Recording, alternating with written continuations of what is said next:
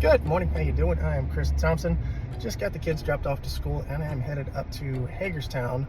The city actually invited me up to some roundtable to talk about investing and the future of business and stuff. Very humbling.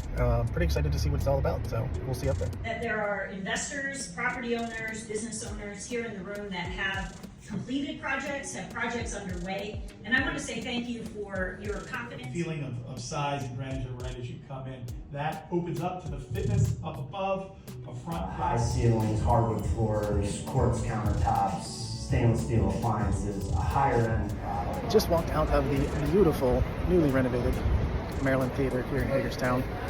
Got to meet up with a couple of guys. Great networking. Also really good to see what the city is doing and what they're putting back into the community. They love the Sub-2 community. They're not part of it yet, but I think they are going to join our Western Maryland Dominators group. So, great meeting, great morning.